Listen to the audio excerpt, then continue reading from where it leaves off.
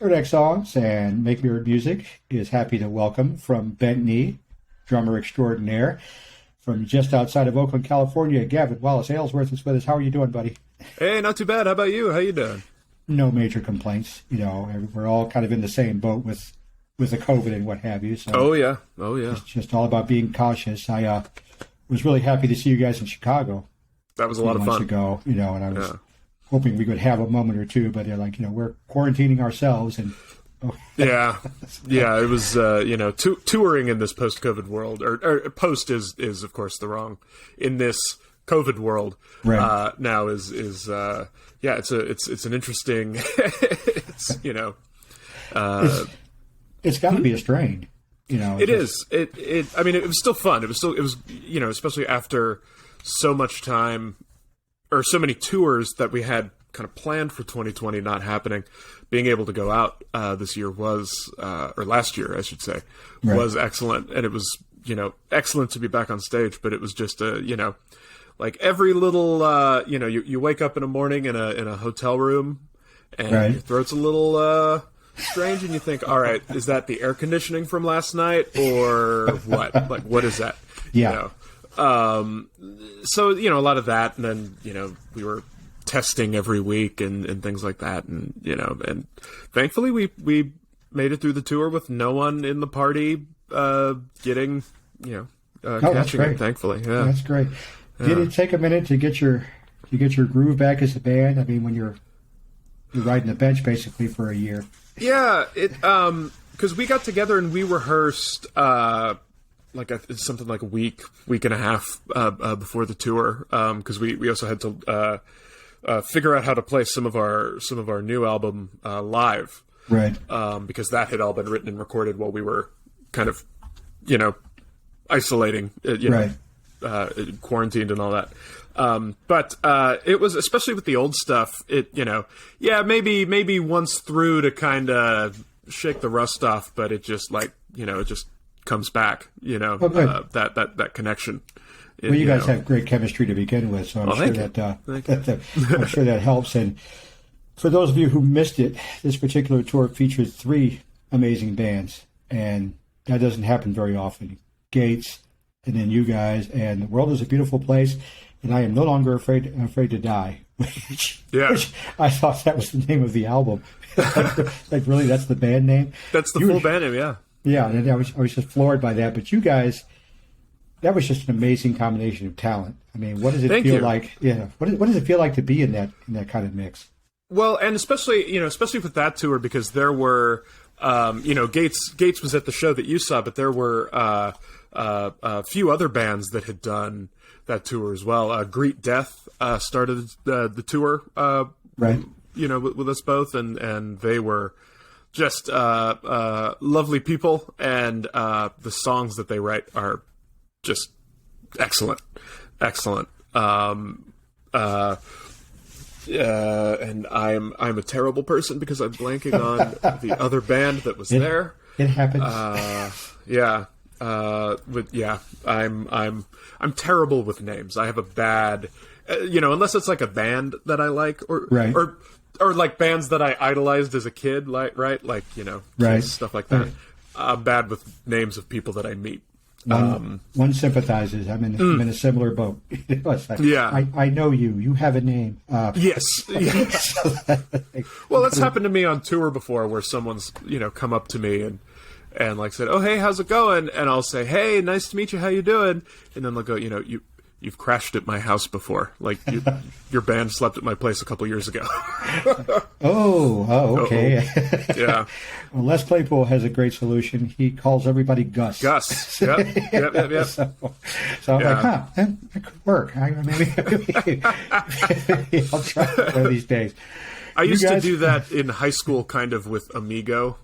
Yeah. That was like a high school affectation that I had for a while. And that was based on Les Claypool calling everyone Gus, because I'm a huge Primus freak as well. Yeah. So, yeah. A fun band indeed. You guys were out promoting your new record, Frosting, and this record was different. I will put it that way. Yeah. I don't know if it was a product of you all being isolated to write the songs, is how different is the mindset between being isolated and bringing in material as opposed to kind of working it out in studio? Well, it was super, super different. Unlike any way we've made an album before, because, every album up until that, even if we were working with songs that, say, Ben, Courtney, or Jessica would bring in, like, either kind of kernels of, right, like, kind of initial ideas for, maybe a verse and a chorus, maybe a groove, right. And we would all flesh it out, or for, like, the way we did You Know What They Mean, where we wrote everything all together, right. in a room, so, we didn't have those demos coming in, or those, ideas, like, pre-existing ideas coming in. Right. It was so different to kind of all of us in our own spaces. I was here in California. Everyone else was kind of spread out, all over as well. And to just, we did it a lot kind of like an office job, kind of, right? We would like get together on a Skype call in the morning and just kind of talk about what we wanted to do that day. And in the beginning, it was just compiling sounds, we'd be throwing in, like, just drum loops that we thought sounded cool, little distorted sound things that we would make that sounded cool. One of the things that I threw in was like a little guitar riff that wound up becoming the riff for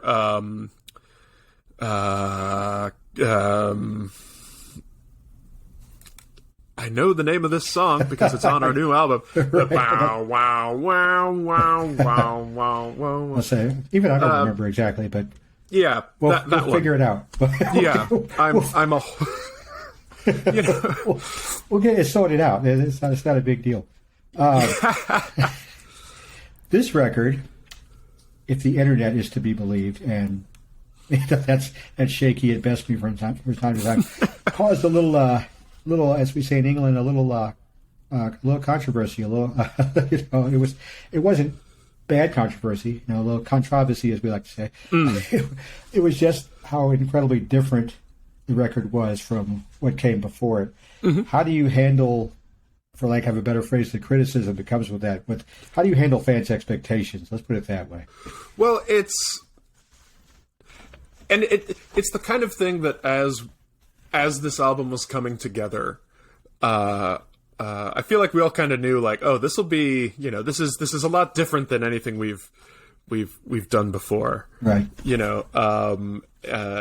a pretty major way. Like, I would say that all of our albums are, they all have their differences from each other, but this, Frosting is a much different beast than anything that we had put together before.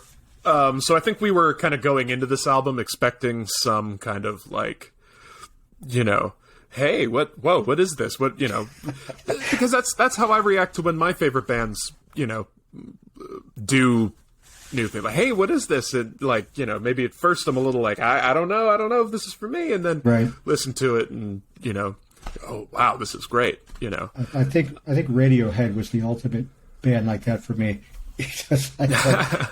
What happened to the last record? Where are we? I mean, the jump from into Kid A. Yeah. So I was like, where? How did we get here? So how would you define your approach as a drummer to what the band brings forth? Well, and I feel like that's something that has to change with every album. So I guess ultimately that means that my approach to being a drummer in this band is trying to be open enough to do on drums whatever this band needs, right? Whatever kind of music we're putting forth needs. So for instance, like on Frosting, there are some songs where, all the drumming is either sample based or, just kind of things that either myself or other members of the band programmed.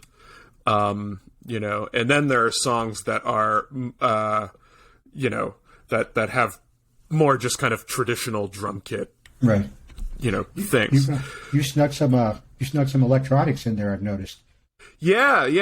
Well, and that had been something that we had always kind of been interested in doing.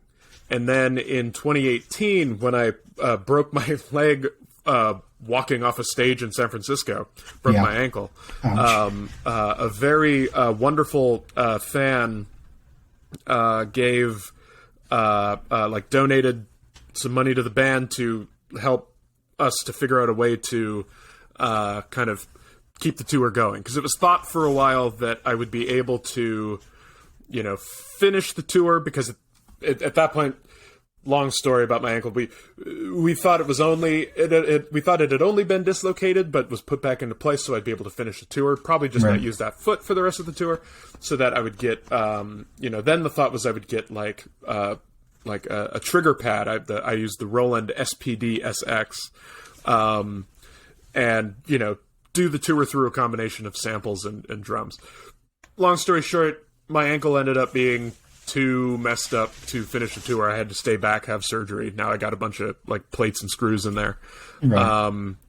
But I had the trigger pad that we had bought, and so that got, you know,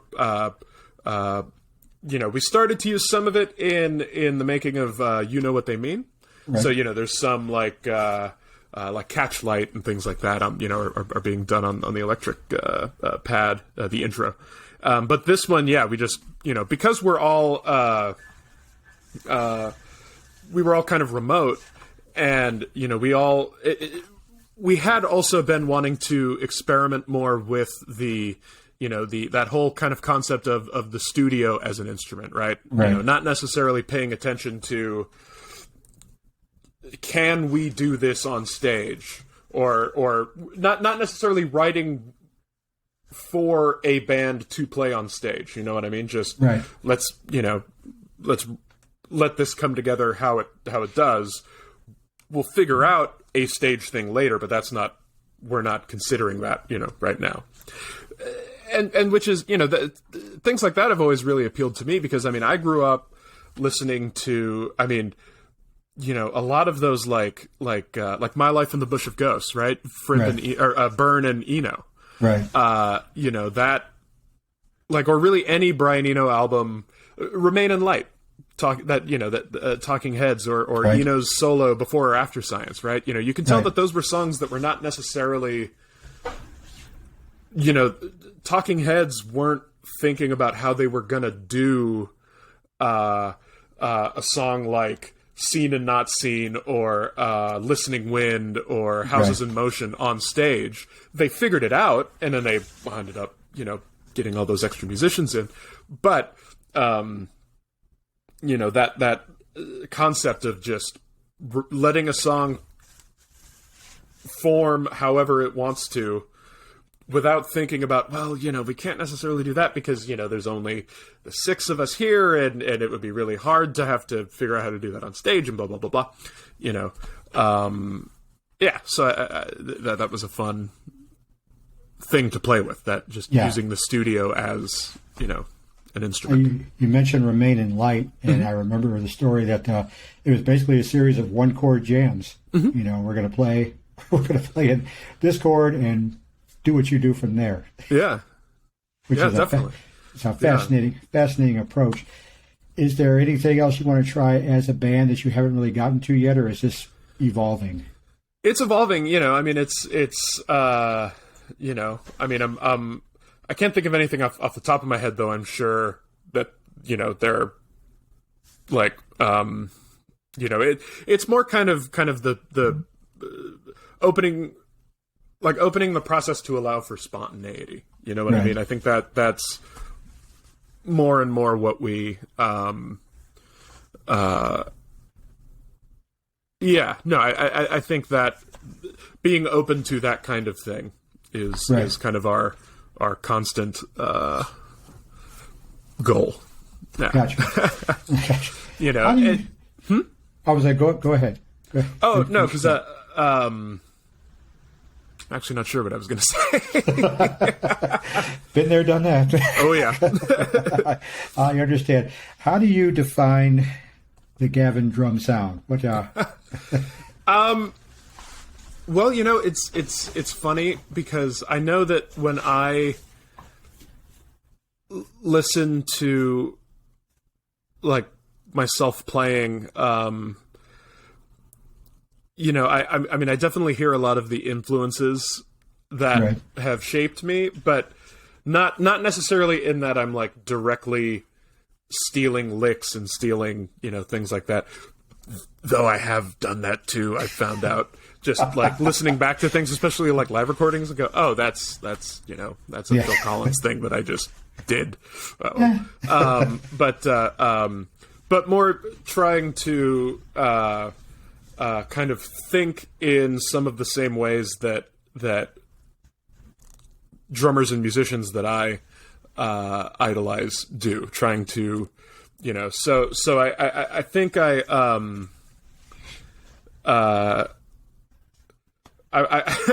guess I would say kind of my default place, especially within Bent Knee, to kind of think about drums is I guess the kind of the equation to get me is a little like Jerry Marotta's playing with Peter Gabriel and kind of 80s Crimson Bruford, kind of with a little Tim Alexander of Primus in there, or at least that's the sound that I think I'm trying to go for. I'm not trying to say that I'm on the level of any of those players, but that's kind of what I'm reaching for. That sounds like a fairly eclectic mix, so it keeps it'll keep you off balance, I would think. which is always nice. Yeah. Bent Knee is off the road at the moment. What are you doing to keep yourself busy? So we will be our plans for 2022 will be coming at some point. All things revealed in time. Yes. But I mean, as for right now, I think we're all just kind of working on our various own things at the moment. I know Ben Levin just put out a new album yesterday. I saw that pop up. Yeah, it's something I got to explore. Definitely, yeah. And I'm kind of always very, very slowly working on things. So I think we're just kind of taking a little break from the after the the release of Frosting and that tour and and all of that. But then 2022 is coming into focus. Right. Well, hopefully it'll be better than the last couple of years where it's what I'm hoping too. Yeah. It's just a struggle. I was just glad you guys got into town. And I was able to see the show, because it's day in and day out. It's just kind of like, is this going to happen? Is this real? Well, just have to wait and see. Well, and I'll tell you, I mean, I was ready up until like the night before we left. I was ready to like see an email or a text that tour's canceled. Right. Like just I think that instability of 2020. Of going from like, okay, well, because initially we were supposed to start, we had some shows in April, booked for April of 2020, I think it was. And it was like the kind of thing of like, well, okay, so we're going to cancel the shows for April. We might be able to have some ones in June, and then, okay, June's probably out. Oh, let's wait for, oh no, the whole year's gone. So I think after that, I'm or I think after that I was prepared not to get excited for tour until I was actually on it. Right. You know what I mean? And then even then, like, who knows what's going to happen? It could, It's a mess. And that's got to disrupt your rhythm, not only from a financial standpoint, but I heard musician after musician say, I'm not used to being at home. I'm used to being out there. Yeah, it definitely, and especially when you especially when you kind of spend a good amount of time preparing yourself for that much travel, just mentally. Right. You know what I mean? It's like that. Have you ever had that thing where, like, you know, you're all ready for a flight and you're all packed and it's early in the morning, and then you see, you know, like a text like, oh, flight's canceled. Huh. And then you're just kind of that weird restless, right? Because you were all like gearing up for the rigors of the airport, and the stand at the hope security line isn't long, all of this, all of that, you know, and then you just kind of have that restlessness left over of being prepared for this long travel and big thing, and then it's just oh well, now my day's open. just go ahead and go home. Oh, yeah. Okay. So, hoping that somebody will say, you know, don't unpack just yet. Maybe this thing will kick in again. Exactly. So that's got to be. I'm just thinking about it. That's just got to be rough. Oh, it was strange. Yeah, it was. You know, I mean, and yeah, I mean, it's obviously it was a time that was strange for, you know, everyone, musician and non-musician, of course. But you know, yeah, it's especially. I mean, it you know, because live entertainment was just gone for for a year. Oh, you know, awful. Yeah. Awful. I mean, I moved to Chicago with the purpose of being able to see at least one gig a night from somebody, and sometimes 2 gigs a night. And now I'm just sitting here, you know, kind of twiddling my thumbs. Like, I'll get out there sooner or later. It's fine. Working on anything for the future, be it within Bent Knee or outside of that? Well, you know, we've got the Bent Knee Patreon, which we're always kind of like, you know, I think a lot of kind of archivally things are getting up there, kind of different demos and you know, things like that up there. You know, there's there are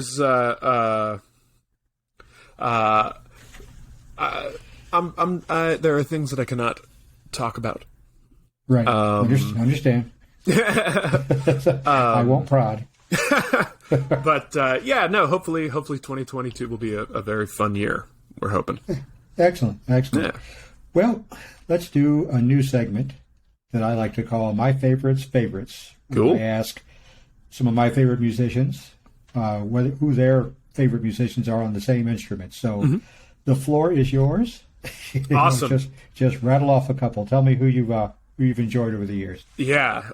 Well, I mean, you know, I've mentioned him earlier. Bill Bruford is a huge one for me. Right. He's just, you know, he every now and again you'll discover someone, or you know, you'll discover someone who on an instrument who just totally revamps what you think can be done on that instrument. Just totally, you know, blows your perception of what that instrument can do apart. And Bill Bruford was 100% that, you know, that for me. Hearing Discipline at I think I was like 11 or 12 when I first heard it, and it just, you know, I mean, that album as a whole it's just such, I mean, it's music that still I think is kind of ahead of its time. You know, we're only kind of just catching up to it, you know, and Black Midi is the closest. And you know, who's another amazing band, Black Midi. But you know, the way that Bruford approaches riffs that are presented to him is just such an incredibly his feel is amazing. I love the way he feels. His music feels. Neil Peart, of course, obviously another huge one. You know, I was into Rush a bit before I was into Crimson, and you know, like my father had bought me All the World's a Stage. You know, that live album with that big solo in the Working Man Finding My Way medley, and you know, we sat down, we listened to that solo, which, you know, he had obviously heard before, but it was my first time, and that just like, you know, that was another moment of like, drums can do this, you know, like, oh my God. And, you know, so much of I think drumming composition, obviously was impacted by right. By Neil. Jimmy Chamberlain of the Smashing Pumpkins good choice. is just an incredible drummer and an incredibly underrated drummer, I think. He doesn't appear enough in at least like the kind of, crucial rock drummer, who are the, most important rock drummers. I don't see him enough in that conversation as I think he should be. That's a name I haven't heard very often, so that's an interesting choice. I mean, the way he's one of the most, I don't know, he's just got this incredible power to what he does, and he can do so much, and it makes the song feel so cradled, but it never sounds overly busy, right? He's a very, like the way that, a song like Shiva, right, from Gish, the first Pumpkins album. Just listen to all the subtleties of what Jimmy's doing in that song. It's astounding. He's such an amazing player. So him as well. Let's see who else is there. Manu Katché, his work with Peter Gabriel.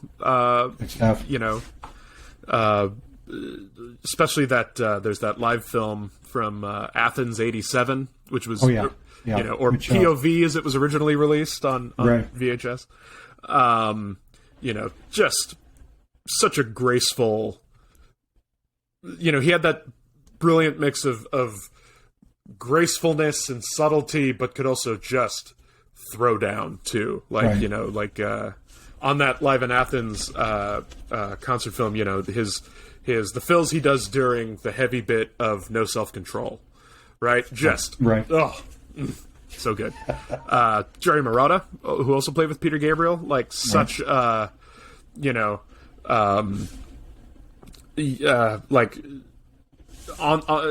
the air from Peter's second album, right?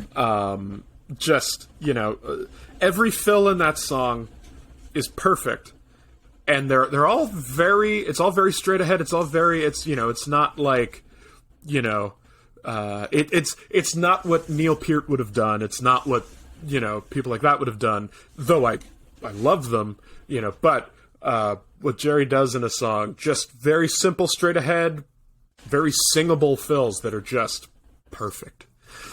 Excellent. Let's see. I mean, there are hundreds of others. Brain, who Primus is. I guess third drummer technically, because Jay Lane was there first, and then Tim Alexander for all the albums, and then Brain came in for Brown album. Incredibly funky, incredibly heavy. Who also played with Colonel Claypool's Bucket of Bernie Brains, of course. Love that band. Absolutely love that band. I saw them in 2004. Yeah. And that was my first time, actually only time, seeing Brain on stage. Okay. And it was just, it was amazing. It was also my first time seeing Buckethead ever, too, and that was... And Bernie Worrell, of course. Right. Getting to see a legend on stage, They were just mind-blowing. Absolutely mind-blowing. Yeah. And Pat Mastelotto, King Crimson superhero. Right. The first... I mentioned listening to Discipline, but the first Crimson thing that I really remember being exposed to was the Deja Vroom DVD.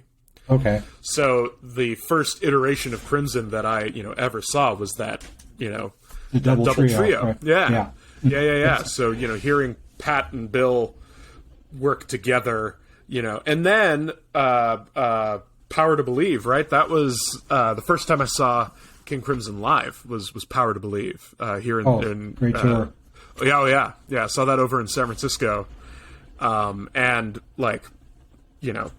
just shredding Pat Mastelotto, and then getting to see him with, I've seen him with a few different groups too. I saw the Power to Believe lineup of Crimson. I saw him with Hobo Lema when that was a thing, which was Alan Holdsworth, R.I.P., Tony Levin, Terry Bozzio, and Pat Mastoletto. That's what you call all wheat and no chaff. My God, that was wild. And it was at a kind of a famous jazz club called Yoshi's here in the Bay Area, and I've heard of it. And it's a small stage, especially considering that Terry Bozzio, put admittedly a way pared down version of his normal kit that he would do like his etudes on and stuff, but. That kit took up so much of the stage that Tony Levin and Alan Holdsworth were kind of off in one corner. Pat had to set up his kit his back was to the audience, right? Because that was like the only way the shape of his kit could fit on the stage still. But it was like, those are four monsters on all of their instruments, Absolutely. As a drummer, when you see, it's the first time I really had a chance to discuss it. When you see Terry Bozzio's kit as a drummer, what's the first thing that goes through your mind when you see something like that? Oh man, intimidation. I was intimidated by makes sense. Just looking at it, it's like, oh my God, that and then because I want to say it was probably an issue of Modern Drummer where they were talking about him doing his like etudes and stuff, and that's where I kind of saw, they probably had like the diagram of the kit like they do in Modern Drummer, where it's the diagram with all the sizes and stuff. And then that was where I read that all of those toms were like, one side was like diatonic scales, one side was more pentatonic scales, blah blah blah. And then that made it even more intimidating to me because oh my God, he's playing pieces on this, so it's it's not like when Alex Van Halen or Tommy Lee or Peter Criss of Kiss, no slap on their on their abilities or anything. I can't play Hot for Teacher, but those kits are big to look good to a stadium. You know what I mean? The Bozzio thing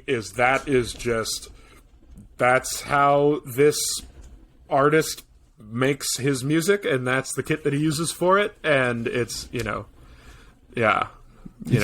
wild to see something like that, and then to go to a jazz gig where you see just bass drum, snare drum, obviously, then one tom here and one tom on the floor. Oh yeah, yeah, and a couple of cymbals, and just tear it up from there. Well, I was lucky enough to see Elvin Jones at it was like the second or third to last show that he played. Nice. Before he passed away, which was also at Yoshi's. And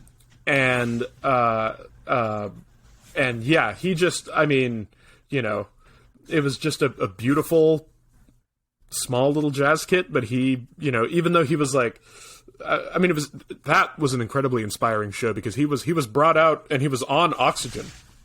Goodness. As he was playing. Wow. And, he wasn't, it wasn't seeing him when he was in his, 20s or 30s, but he was still an incredibly powerful drummer, and just the dedication and the love of what he was doing was just so,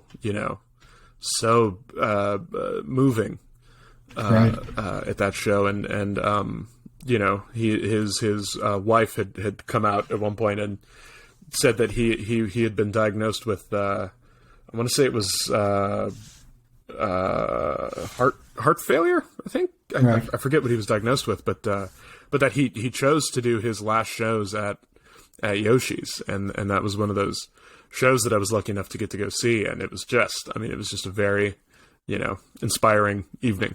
Yeah, drummers from that area, just the prime, the 60s, that jazz scene. It if I could go back in time, that's one place I want to hang. And I had a similar experience a couple of years ago with Jack DeJohnette. He was playing in a band called the Hudson with John Medeski and Larry Grenadier and John Schofield. Nice. Speaking of a superstar agent. Oh, yeah. You know, Jack comes out, he's 70 some odd years old. He kind of dodders out, and I'm like, okay, this guy has nothing.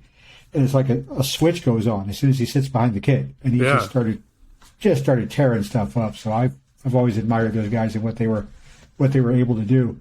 Oh yeah. Speaking of which, is there anything that you want to? Do you have the urge to add things to your drum kit when you see other people's?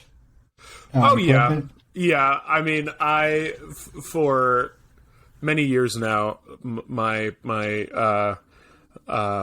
biggest kind of like drum want is I want a big gong tom, like the there are these toms where the head stretches further out than the shell, and they're normally pretty huge. Wow! And it's one of those things where when you hit them, it's more you feel it more than you hear it, kind of things. Frame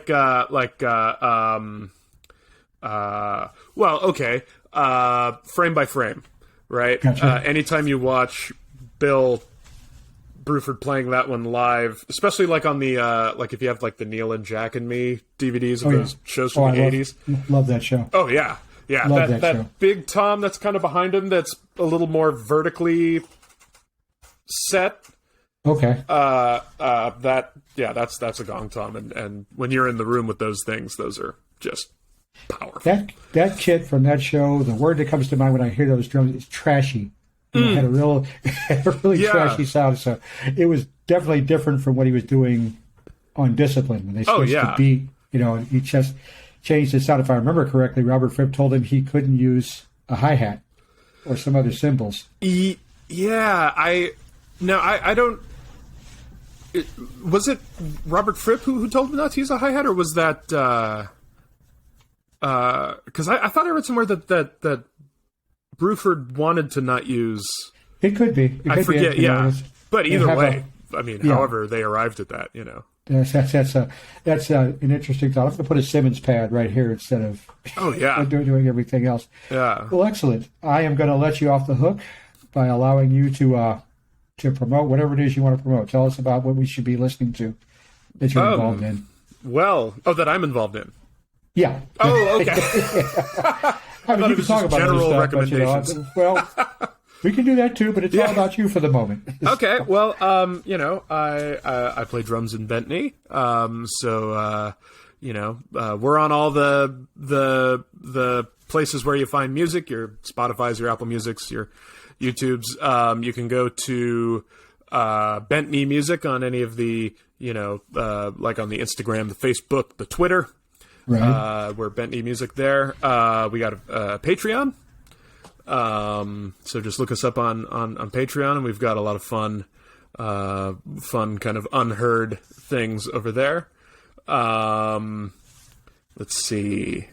I have a Patreon myself. You can look up Gavin WA on Patreon and find various little things that I've done over there. Let's see. That's.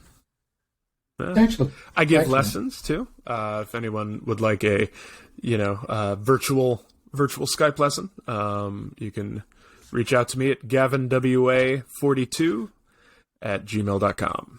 Excellent. We'll make sure we post that so people can see it. Wonderful. I may talk to you myself. I've got a pair of sticks and a practice pad. I need to learn how to do a roll. Oh, hell yeah. It's something I've just always wanted to be able to do, just for the sake of it.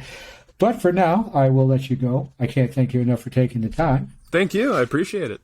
And we will talk again soon. Sounds good. Take care. You too.